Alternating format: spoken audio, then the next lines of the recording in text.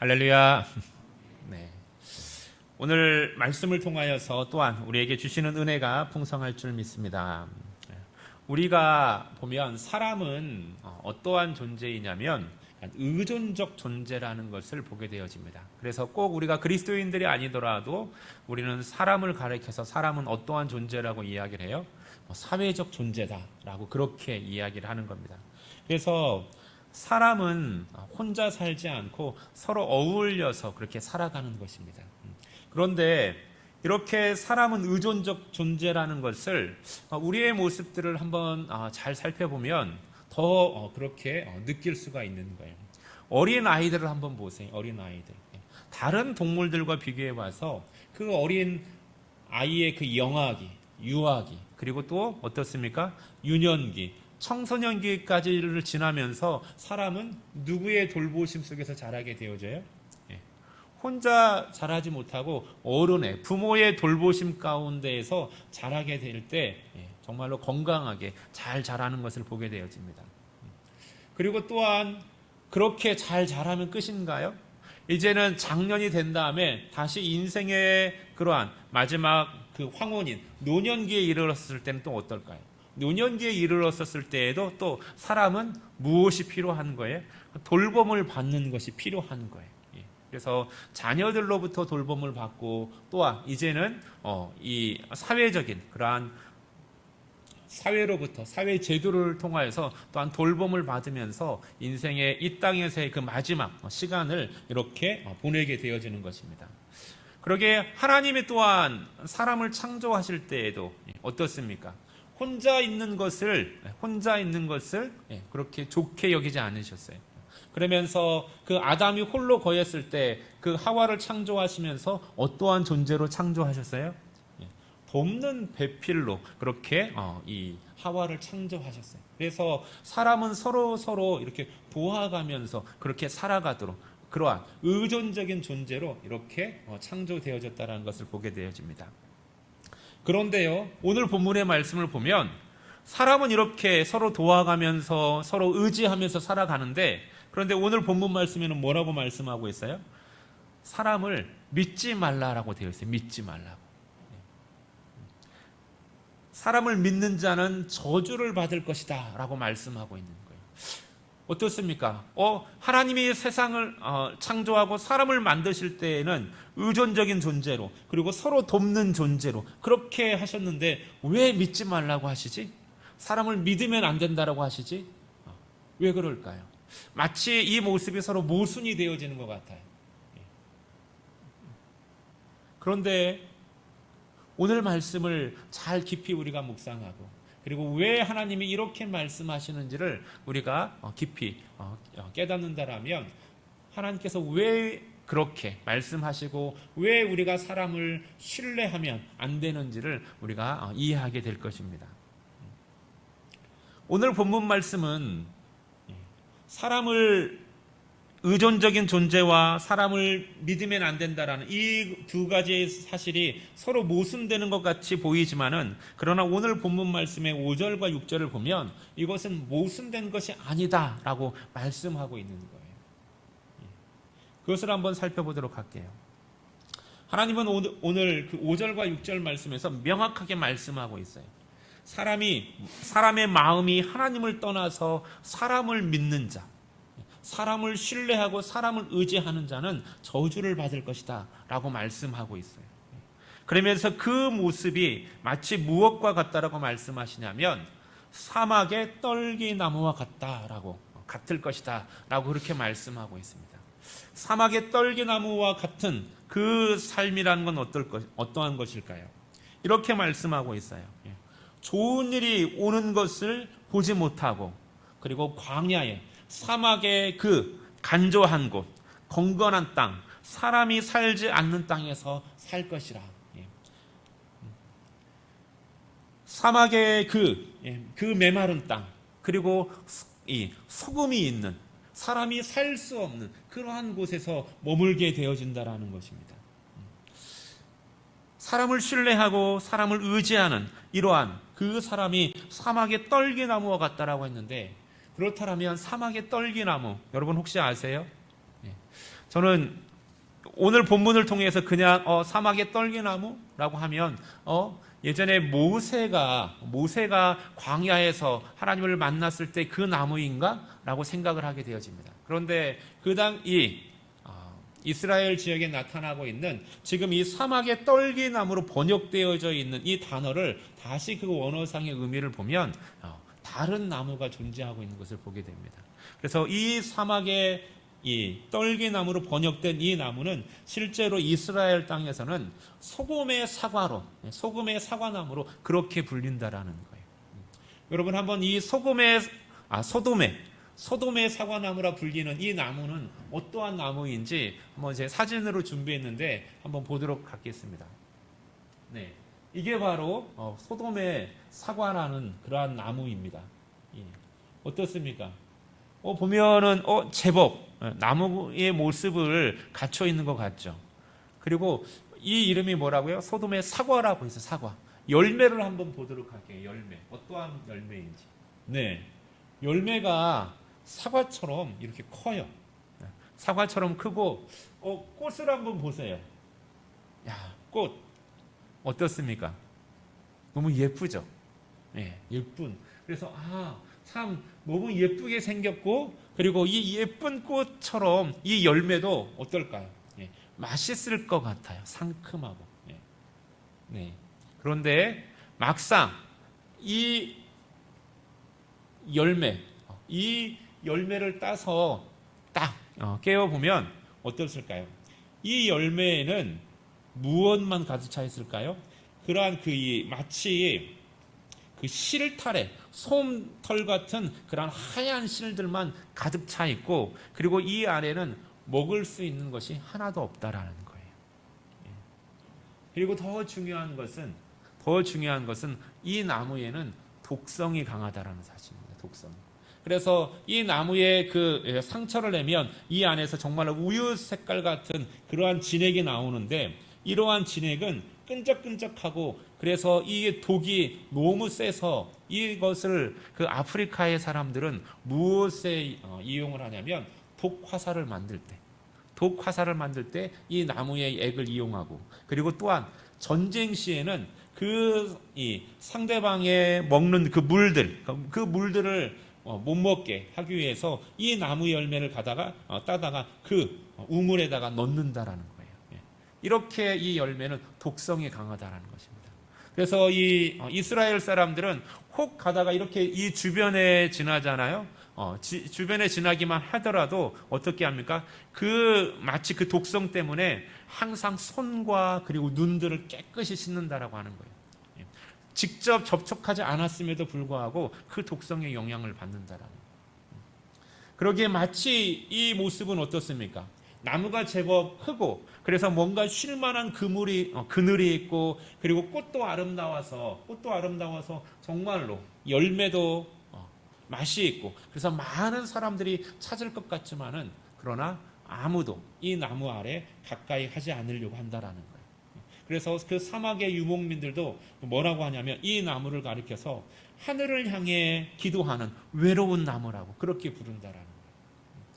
왜 이 나무의 이름이 소돔의 사과라고 불리어지냐면 이 나무가 그 소돔과 고모라가 멸망받을 때 이 나무도 함께 멸망을 받고 저주를 받았다라는 이 이야기에 의해서 이 나무도 그렇게 소돔의 사과라고 그렇게 불려지는 것입니다.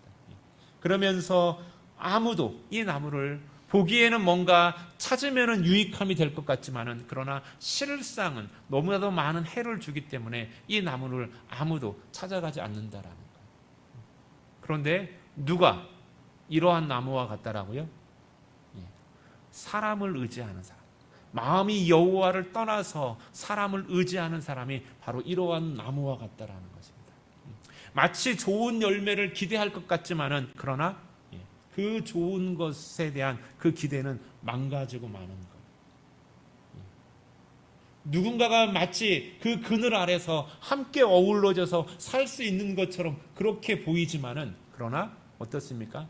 함께 거함으로 인하여서 많은 해를 받게 되어지고 그러기에 어느 누구도 함께 하지 아니하고 홀로 존재하는 그러한 나무의 모습이 바로 이 광야의 떨개나무이고 바로 사막의 이스라엘 땅에 존재하고 있는 바로 이 소돔의 사과나무라는 것입니다.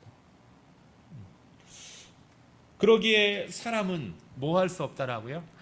믿음의 대상이 될 수 없다라고 말씀하고 있는 거예요. 왜 이렇게 사람을 믿고 살아가는 것, 사람을 믿고 의지하고 살아가는 것이 왜 이렇게 이러한 나무와 같은 그러한 삶으로 우리의 삶이 결과되어질까?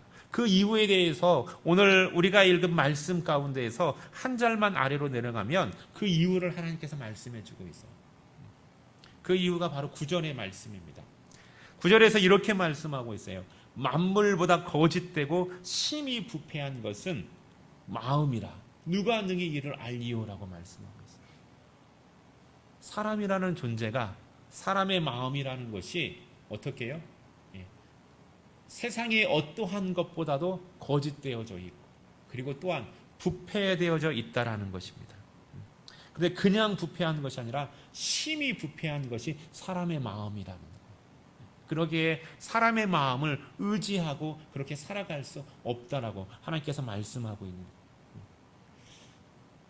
여러분, 만물보다 거짓되고 그리고 부패한 것, 이게 범죄한 타락한 인간의 본성이 가지고 있는 그런 마음의 모습이라는 거예요.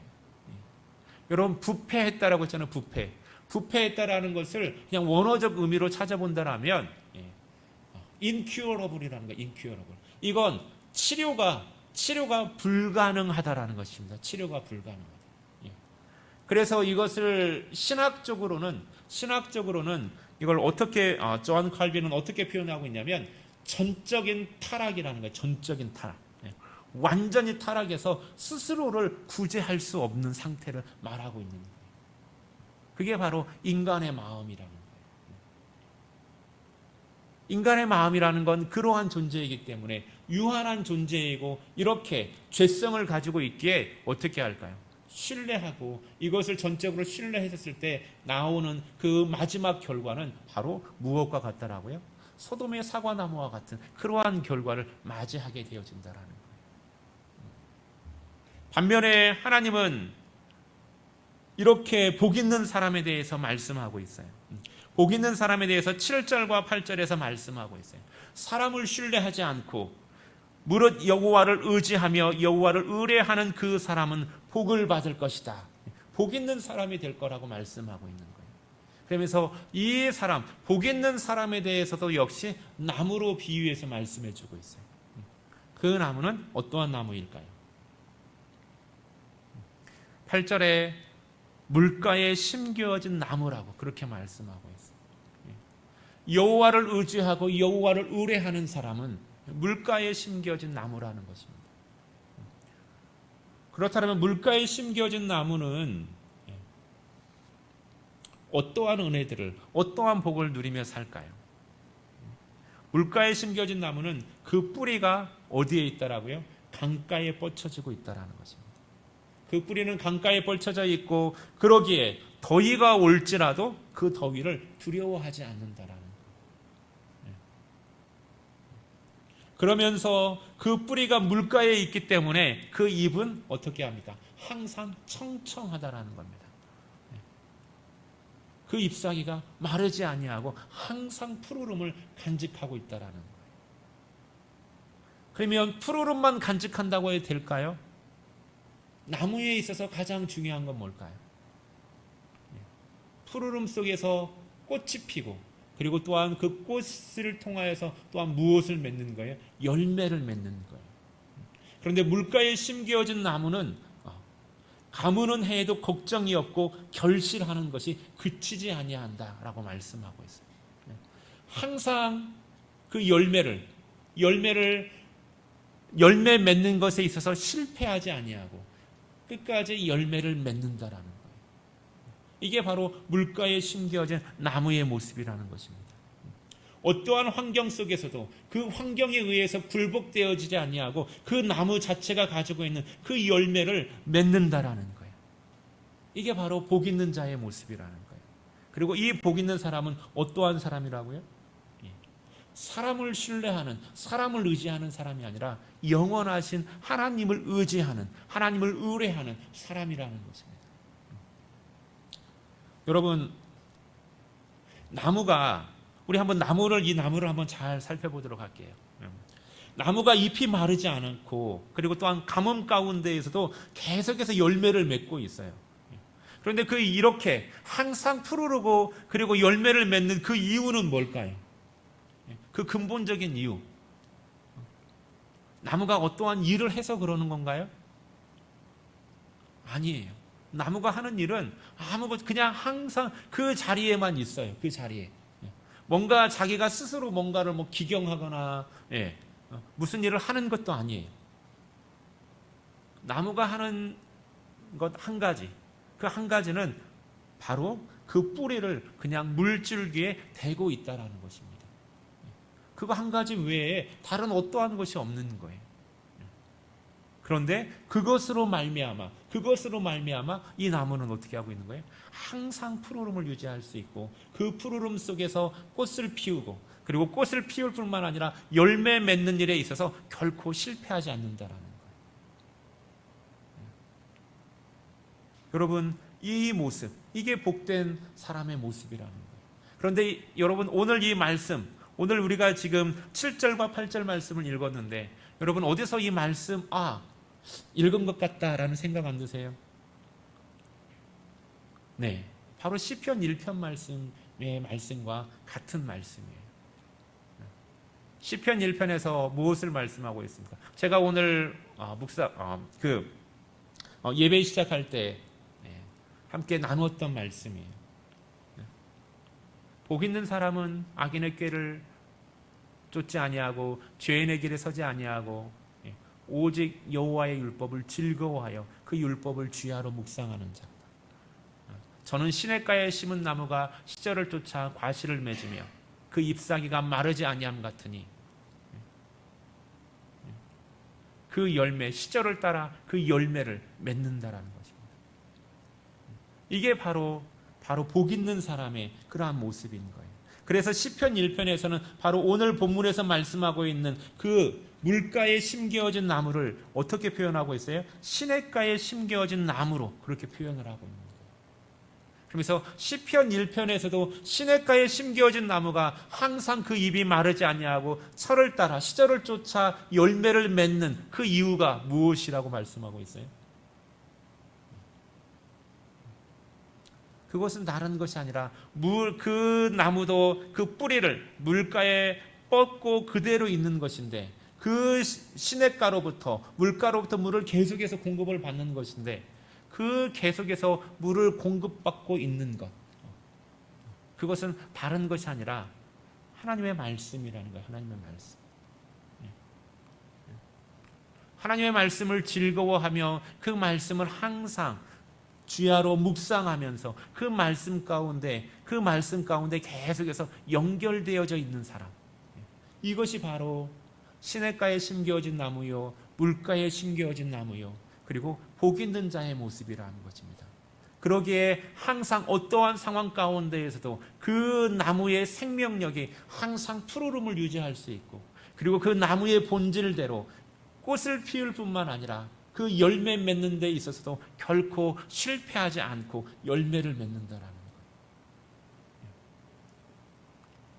이 사실에 대해서 예수님은 요한복음 15장에서 다시 말씀해 주셨어요.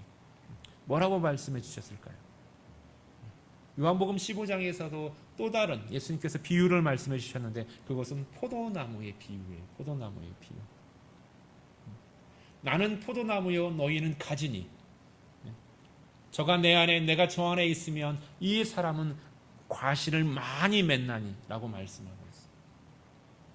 너희가 나를 떠나서는 아무것도 할 수 없느니라. 가지가 그 탐스러운 포도송이 열매를 맺습니다. 그 포도송이 열매를 맺을 때 가지가 포도송이의 그 열매를 맺는 그 이유는 무엇일까요? 그 이유에 대해서 다른 거 말씀하지 않아요. 가지는 그 나무, 원나무에서 떨어져 있지 않고 그냥 그대로 붙어 있는 것, 그거 사실 한 가지예요. 가지가 어떠한 특별한 일을 하는 것이 아니에요. 그냥 나무에 붙어 있다라는 것, 그거 한 가지, 그거 하나만 유지하고 있는 거예요. 그런데 요한복음 15장에서 예수님은 가지가 나무에 붙어 있다라는 것, 그 붙어 있는 그 사실을 무엇으로 말씀하고 있냐면 내 말이 너희 안에 거하는 것이라고 말씀하고 있어요. 예수님의 말씀이 바로 우리 안에 있는 것, 그것이 바로 가지가 나무 안에 붙어 있는 것이고, 그리고 그것으로 인하여서 무엇을 맺는다라고요? 열매를 맺는다라는 거죠. 그러기에 이러한 열매 맺는 것, 이러한 열매 맺는 나무, 나무에 붙어 있는 가지의 모습, 그리고 물가에 심겨져 있는, 그래서 그 물가에 심겨져서 그 뿌리를 깊이 그 물에 대고 있는 그 나무, 그 나무의 모습이 바로 복된 나무라는 거예요. 그리고 그 복된 나무는 하나님의 말씀에 뿌리를 두고 있는 바로 저와 여러분의 삶을 가리켜서 복된 삶이라고 그렇게 말씀하고 있는 것입니다. 여러분, 우리의 삶이 하나님 앞에서 이 세상 가운데에서 복된 삶 되어지기를 예수 그리스도의 이름으로 축원드리겠습니다. 여러분, 우리가 복된 사람으로서, 참으로 복된 그러한 삶으로서 하나님의 말씀과 연결되어졌을 때 그것은 우리가 무엇을 특별한 것을 해서가 되어지는 게 아니에요.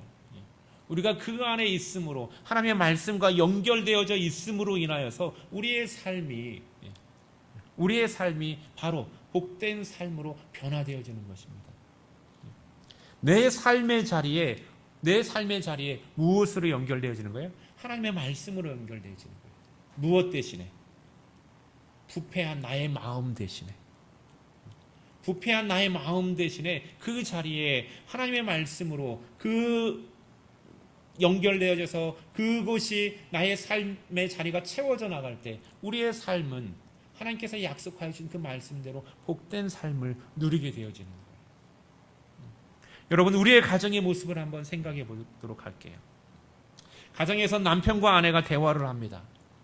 남편과 아내가 대화를 하는데 그 대화할 때 그 대화 속에서 나오는 이 언어들, 그 생각들이 무엇에 기인하고 있어요? 내 안에 가지고 있는 내 마음에 기인하고 있다라면 어떠한 대화들이 나올까요? 남편이 내가 원하는 대로 하지 않아요. 아내가 내가 원하는 대로 하지 않아요. 그러한 가운데에서 내 마음의 욕구대로 하지 아니하는 아내의 모습과 남편의 모습을 보면서 대화를 하고 있다라면 그 대화는 어떠한 대화로 발전할까요? 그 안에서 불평과 불만이 쏟아져 나올 거예요. 불평과 불만이 쏟아져 나오고, 그리고 나서 그것으로 인하여서 어떻게 할까요? 다툼이 발생할 거예요. 그런데 남편과 아내가 대화를 하는데 그 자리에 나의 마음이 아닌 하나님의 말씀이 자리하고 있다라면 그 대화는 어떠한 대화로 바뀔까요? 남편에게 이야기하는 가운데서 에베소서의 말씀과 같처럼 남편을 존중히 여기는 거예요. 남편을 존중히 여김 가운데서 대화가 나오는 거예요. 남편도 아내에게 이야기할 때 마찬가지예요. 아내에게 이야기하는데 어떠한 마음에서요? 너의 몸을 사랑하는 것처럼, 아내를 귀히 여기며 너의 몸을 사랑하는 것처럼 그 아내를 사랑하는 마음 속에서 대화가 나온다라면 그 대화는 어떠한 대화가 되어질까요? 전혀 다른 그러한 대화의 모습으로 나타날 것입니다. 사람의 부패한 마음이 아니라 하나님의 말씀으로 채워졌을 때 나타나는 그러한 변화인 거예요. 부모와 자녀의 대화도 마찬가지인 것 같아요. 자녀가 부모에게 이야기를 해요. 부모에게 이야기하는데, 그런데 자기가 가지고 있는 그 마음, 자기의 마음속에 부모에 대한 기대를 가지고 있는데 그 기대에 충족하지 않은 그러한 가운데에서 이야기를 하는 거예요. 그럴 때는 어떻게 할까요? 세상에 대한 욕심과 그리고 그러한 그 욕구가 충족되지 아니한 가운데에서 부모에게 이야기할 때 그 가운데에서 나오는 그러한 단어들은, 그리고 그 감정의 모습들은 어떨까요? 거친 말과 그리고 또한 공격적인 말들이 나올 거예요. 그런데 그 마음에 하나님의 말씀으로 채워져 있다라면, 내 부모를 공경하라는 그 하나님의 말씀으로 채워져 있다라면, 때로는 그 부모의 모습이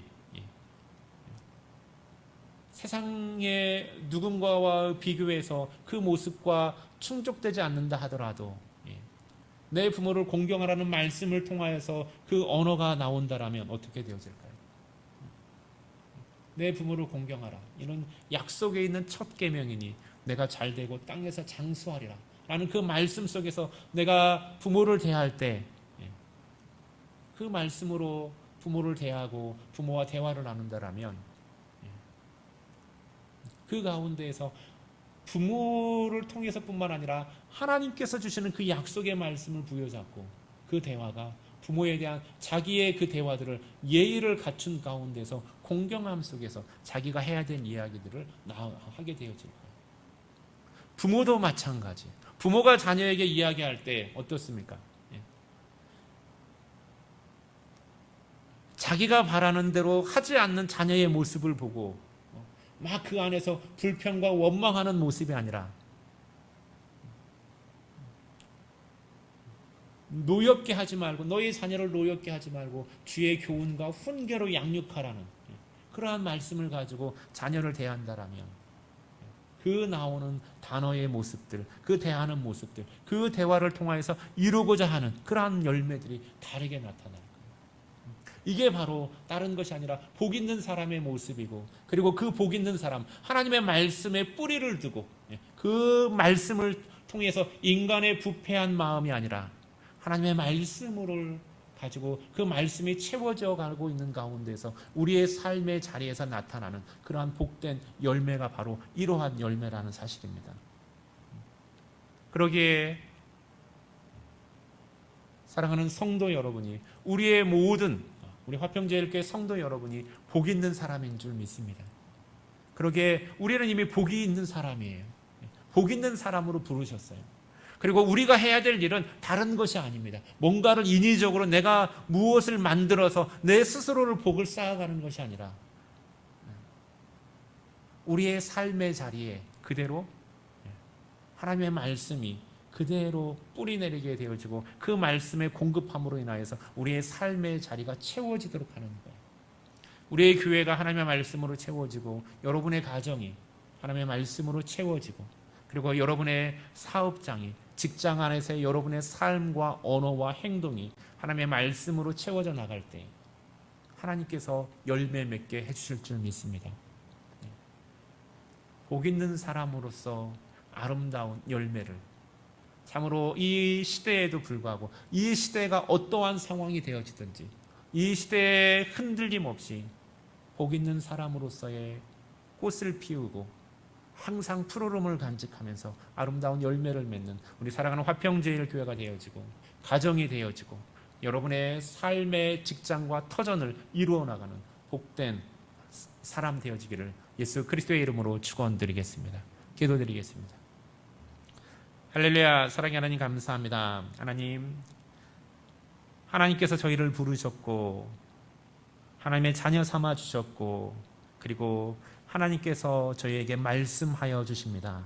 하나님, 참으로 시냇가에 심겨진 나무처럼, 물가에 심겨진 나무처럼 우리를 부르시고 우리에게 말씀하여 주시는 그 말씀, 그 말씀을 하나님 즐거워하고, 그 말씀을 기억하며, 그 말씀을 하나님 순종함으로 인하여서 우리의 삶 가운데 하나님께서 허락하여 주시는 아름다운 복들을, 은총의 복의 열매들이 풍성히 열매 맺는 우리의 삶 되게 하여 주시고, 교회 되게 하여 주시고, 가정 되게 하여 주시고, 직장과 사업장 되어지도록 은혜 내려 주시옵소서. 감사하며 우리 주 예수 그리스도의 이름으로 기도드립니다. 아멘.